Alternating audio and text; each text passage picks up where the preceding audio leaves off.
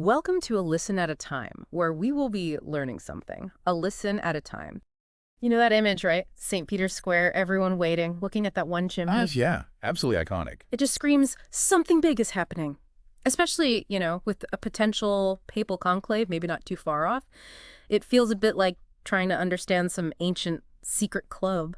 It really does. And it's fascinating how this ancient ritual directly impacts the leadership of, well, a global faith with over 1 billion people. Exactly. So that's what we're diving into today.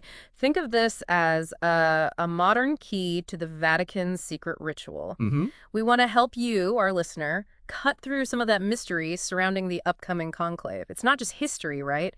It has real meaning today. Definitely. We've gone through our sources to pull out the really important stuff, the things a modern observer needs to grasp. Surprising facts, context. To make it clear without feeling like you need a theology degree. Exactly. To help you make sense of it when it happens. Because, let's face it, this isn't just some internal church affair. The Pope leads 1.4 billion Catholics. He's head of a state, Vatican City. And a major voice on the world stage. Diplomacy, global issues. Right. So understanding how that leader is chosen gives you a pretty unique insight into a major global institution. Okay, so let's unpack it. The word conclave itself. It sounds important, more than just an election. Oh, absolutely. The word comes from Latin, conclave, with a key. With a key. Yeah, and that points straight to its core idea, locking the electors in. And this wasn't just, symbolic from the start. No. Think back to Viterbo, late 13th century. That election dragged on for nearly 3 years. 3 years. Yep, deadlocked. Eventually, the locals got fed up, locked them in, cut their food rations. Wow. They even took the roof off the palace. Seriously, talk about pressure. Exactly. And that rather dramatic situation really pushed the church to formalize the whole locked door idea. Keep things moving, keep outsiders out. So very practical origins then, but there's more to it, a kind of spiritual layer. Precisely. Fundamentally, it's rooted in the idea of apostolic succession. The Pope being the successor to St. Peter. Right. The belief that he carries on Peter's role, chosen by Jesus. Mm-hmm. So while humans are doing the voting, there's this deeply held belief underpinning it all. It adds a spiritual weight you wouldn't find in, say, a presidential election. And the Holy Spirit plays a role in all this. How does that work? Is it like divine dictation?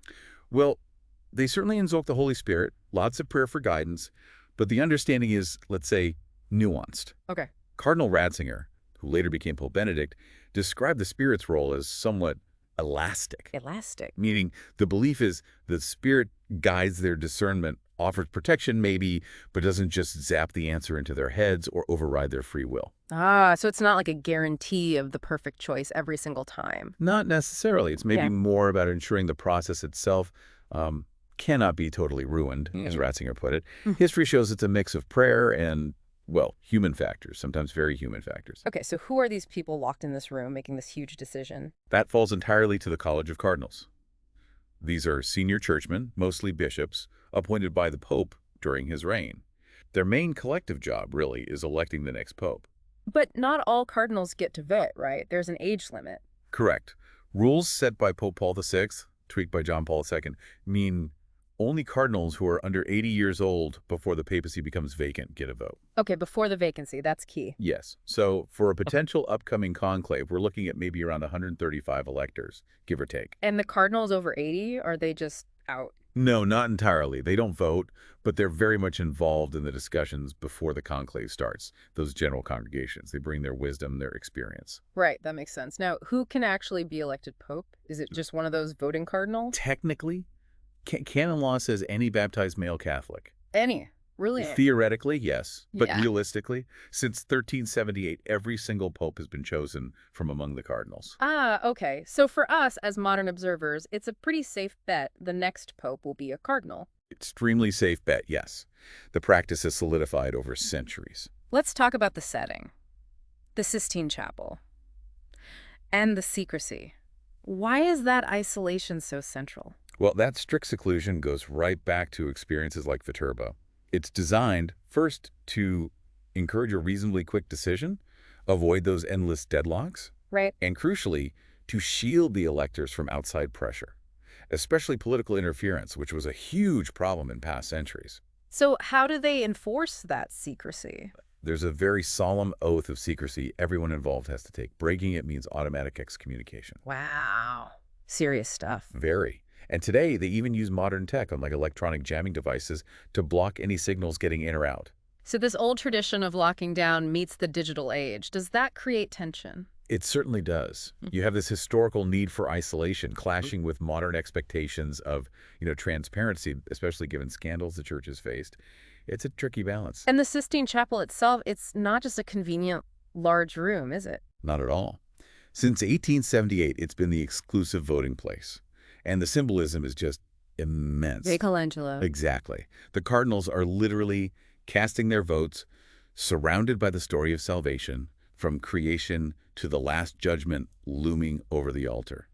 It's a constant, powerful reminder of the spiritual weight of their decision, their accountability. It sounds incredibly intense. So where do they actually, sleep and eat during all this? Not cots in the chapel, I hope. No, thankfully not anymore. Pope John Paul II changed that in 1996. The electors stay in the Domus Sanctae Marthae. Which is? It's basically a modern guest house right there in Vatican City. Much more comfortable, practical. They're then transported back and forth to the Sistine Chapel for the voting sessions. So tradition meets practicality there. A necessary blend, yes. Okay, let's walk through the timeline. A pope dies, or maybe resigns. We enter the sed vacante, the vacant see. What kicks things off? Right, the sed vacante, that triggers specific duties. A key figure is the Cardinal Camerlengo, currently, that's Cardinal Kevin Thurl. The Camerlengo, what's his role? He officially verifies the Pope's death, seals the papal apartments, symbolically at least. He also oversees destroying the fisherman's ring, that unique papal seal. Ah, the ring. Yes, and he manages the day-to-day administration of the Holy See during this interim. He has administrative power, but not papal authority. He also handles interim governance for Vatican City State. Okay, and there's another important cardinal title mentioned, the Dean of the College of Cardinals. Yes, the Dean, yeah. Currently Cardinal Giovanni Battista Re. His role is more, let's say, organizational and ceremonial. Like what? He's the one who formally notifies all the other cardinals, the diplomatic corps. He summons everyone to Rome. He presides over the Pope's funeral mass and those daily meetings, the general congregations, before the conclave. And he administers the oath when they finally enter the Sistine Chapel. Is there a strict schedule for this period? Yes, there is. The Pope's funeral has to happen between 4 and 6 days after death. Then come the Novem Diales, 9 days of official mourning. 9 days. And the conclave itself must start between 15 and 20 days after the see becomes vacant. Though there's a little flexibility now, Pope Benedict allowed them to start earlier if all the electors are already in Rome. Before they get locked in the chapel, you mentioned these general congregations. What exactly goes on there? Are they important for us observers? Oh, they're absolutely vital, crucial, really.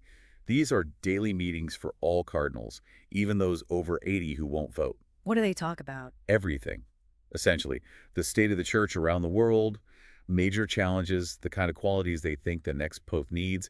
They handle practical stuff, too, like setting the actual start date for the conclave. So it's not just logistics, there's real substance. Far more than logistics, especially now with the college being so international. These meetings are maybe the only chance many cardinals get to really interact, hear different viewpoints, size each other up. And assess the potential candidates, the papabili. Exactly. It's where alliances might subtly form, where consensus starts to build, where the unofficial agenda for the conclave gets shaped. So, like in 2013, wasn't there talk about Cardinal Bergoglio's speech during these meetings? That's a perfect example. His address about the church needing to go out to the existential peripheries really resonated with many cardinals.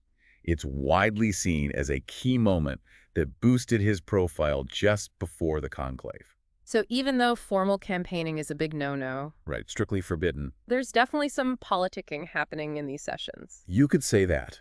Cardinals present their vision for the church's future, maybe highlight issues important to their region, and implicitly the type of leader they think is needed. It's subtle, but significant. Okay, the date is set. The cardinals are ready to enter the conclave. What happens on that day? What are the rituals? It starts solemnly with a special votive mass in St. Peter's Basilica, the Mass Pro Elegendo Pontifex, asking for God's guidance in electing the Pope. Okay. Then, usually in the afternoon, they process together into the Sistine Chapel. It's quite formal, chanting prayers like the Litany of Saints and the hymn Veni Creator Spiritus, asking the Holy Spirit to come. And once they're inside, Each cardinal elector, one by one, takes a very solemn oath. They place their hand on the Book of Gospels and swear to follow the rules, maintain absolute secrecy that's stressed again, and refuse any outside interference. They explicitly state they're accountable to Christ. And then we get that famous Latin command. Extra omnes. Which means? Everybody out. All the non-cardinals, the assistants, masters of ceremonies, they all leave.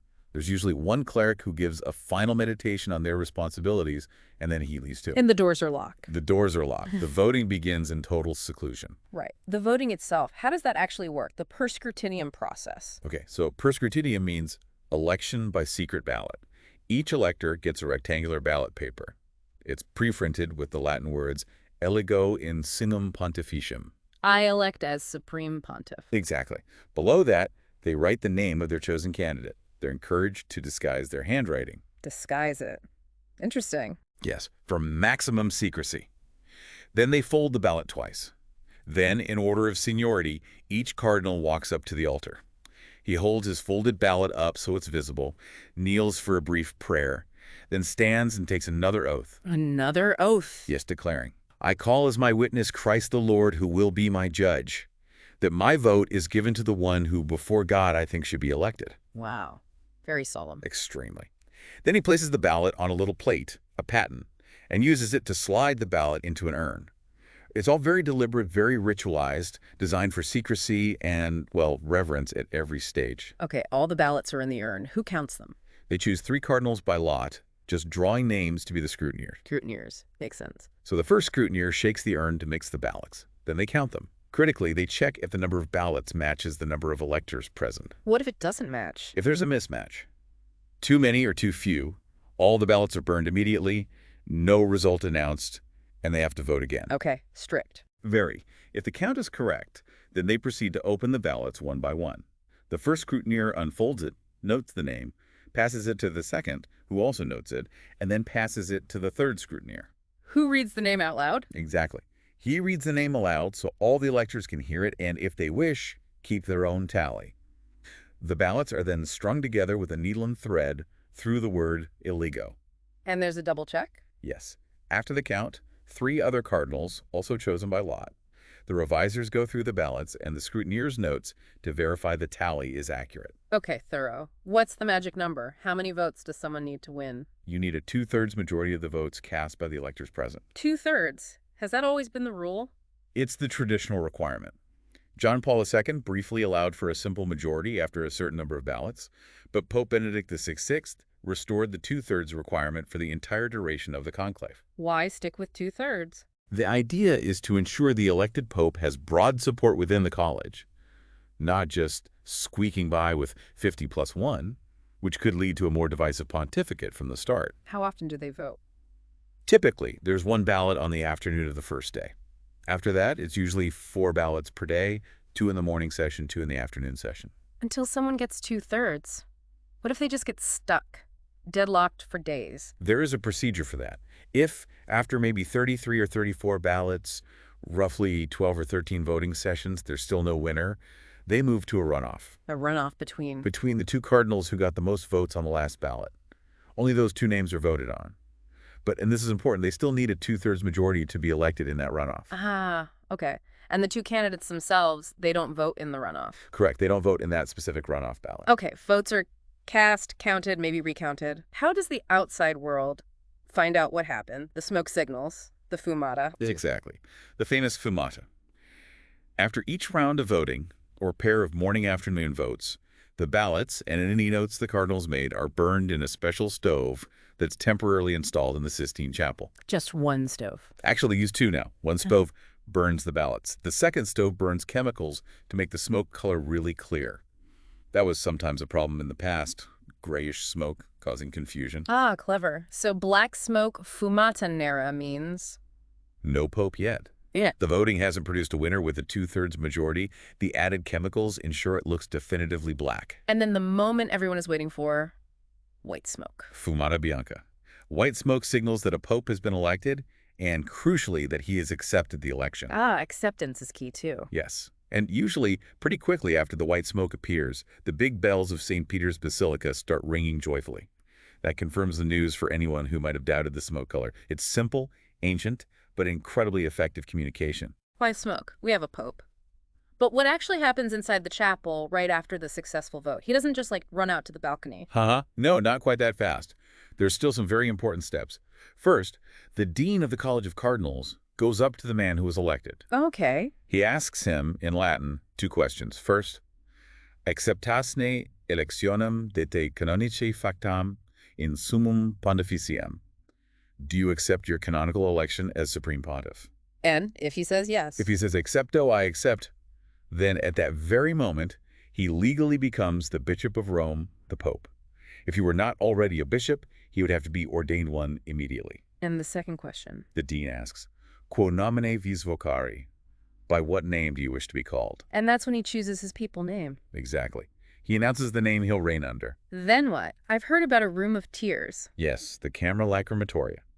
After choosing his name, the new pope is escorted to a small adjacent room, traditionally near the Sistine Chapel. Why room of tears? Well, there are 3 sets of white papal vestments laid out small, medium, large because they don't know who will be elected.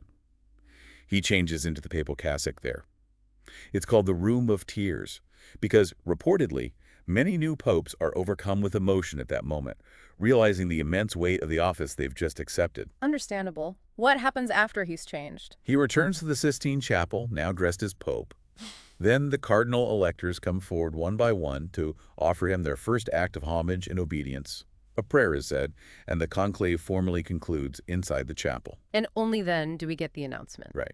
After the homage, the senior cardinal deacon, the protodeacon, goes out onto the central balcony of St. Peter's Basilica overlooking the square. And delivers the famous line. Indeed.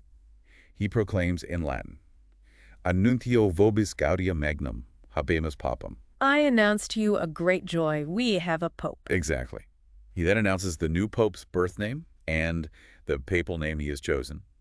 And then, finally, the new pope appears. The new pope steps out onto the balcony himself. He gives his first words to the crowd and delivers the Urbi et Orbi blessing to the city of Rome and to the world. That's the public finale. What an incredible sequence of events steeped in so much history. Okay, bringing this into the present, as we look towards a potential next conclave, what are the key things a modern observer really needs to keep an eye on? What makes it different today? Well, several things stand out for a modern perspective. One huge factor is the church's shifting demographics. You mean where Catholics actually live? Precisely. The church is growing fastest and has huge populations in what's often called the Global South, Latin America, Africa, Asia. Right. Europe isn't the center of gravity anymore, population-wise? Not numerically. As of, say, 2022 statistics, Latin America has maybe 41% of the world's Catholics, Africa is heading towards 20%, Asia growing too. Europe is around 21% and declining relatively.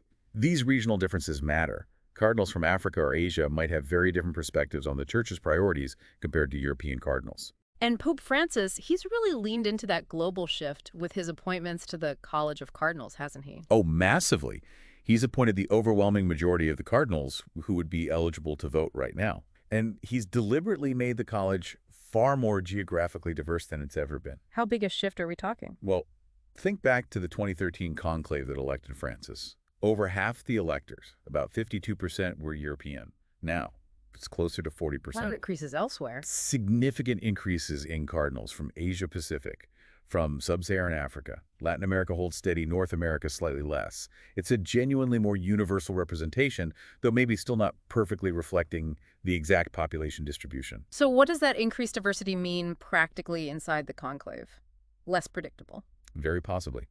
You have cardinals bringing a much wider range of pastoral experiences, cultural backgrounds, and maybe different priorities. Issues that are front and center in, say, the Philippines might be quite different from those in Germany or Nigeria. So the old dynamics, maybe Italian dominance or European blocs, might not hold as much sway. They might be less decisive, yes. Yeah. It makes those pre-conclave general congregations even more important as a place for these diverse voices to really engage and find common ground, or at least understand the different perspectives. And we shouldn't forget the Pope's role on the world stage. Geopolitics. Absolutely not. The papacy carries significant soft power, moral authority, diplomatic networks. The choice of pope can definitely influence how the Vatican engages with global conflicts, climate change, migration, all sorts of major international issues. Okay, let's talk papabili. The horse race aspect the media loves. How should we, as modern observers, treat those lists of potential popes? Like a very large grain of salt. Uh-huh, okay. I mean, yes, you'll hear names floated constantly. Parolin, Zubi from Italy, Tagle from the Philippines, maybe Turkson from Ghana, Sarah from Guinea, Schoenborn from Austria, Erdo from Hungary, Hollerich from Luxembourg, Gretsch from Malta, maybe someone like Ule from Canada or Tobin from the U.S., perhaps Mbongo Basungu from DRC, Aveline from France. The list goes on. But it's mostly speculation. Mostly. Remember the old Vatican saying, he who enters the conclave as pope leaves it as a cardinal? Frontrunners often falter. Why is that? Sometimes a leading candidate has strong supporters, but also strong opponents, making it impossible to reach that two-thirds majority. So the cardinals might pivot. Towards a compromise candidate. Exactly. Someone may be less well-known internationally, but seen as acceptable or unifying by different factions within the college. It happens quite often. So instead of just focusing on names, what should we look for? Pay close attention to the themes that emerge during those general congregations. What are the big challenges the cardinals keep raising? What qualities are they saying the next pope absolutely must have? Is the focus on evangelization or internal reform or social justice or defending tradition? Those discussions might give better clues about the direction they're leaning. They can offer valuable insights, yes. You might sense the main currents of thought, the key fault lines, perhaps tradition versus reform, or differing views on governance, or how to address secularization, or the ongoing response to the abuse crisis. These underlying issues will likely shape their choice much more than just name recognition. But even then, it's inherently unpredictable. Absolutely. You might see a desire for continuity or a sharp break. Pastoral figure, an intellectual, a diplomat. It's impossible to know for sure until that white smoke appears. One last area, that tension we touched on earlier, the secrecy versus modern expectations. How does that dynamic look from a modern observer's viewpoint? It's a really significant point today. The conclave secrecy, historically justified to prevent kings or emperors from meddling, can seem jarring in an era that values openness and accountability. Especially after scandals, people want transparency. Exactly. So the church has to balance maintaining that space for prayerful, unpressured discernment with the need for trust and credibility in the 21st century. Plus, the digital age adds complexity. Even if the cardinals are isolated, the world outside is awash in information and potentially disinformation about them and the process. It's a tightrope walk. So wrapping this up, when we look ahead to a potential conclave, it's really this fascinating mix, isn't it? Ancient ritual meeting modern global realities. That's the perfect way to put it. As a modern observer, you need that historical context. You need to understand the rituals, but you also need to grasp the impact of the church's changing face, its global diversity, and the complex viewpoints these cardinals bring with them. It does leave you with a question to chew on, doesn't it? In our world so focused on information, on transparency, how does this pocket of intense, centuries-old secrecy actually shape the outcome? And how does it shape how we all perceive the papacy itself? Something to think about as we watch and wait for that Fumata Bianca. Indeed. It's more than just an election. It's a reflection of a global faith wrestling with its traditions and its future in a complex modern world. The conclave is a truly pivotal moment in that ongoing story.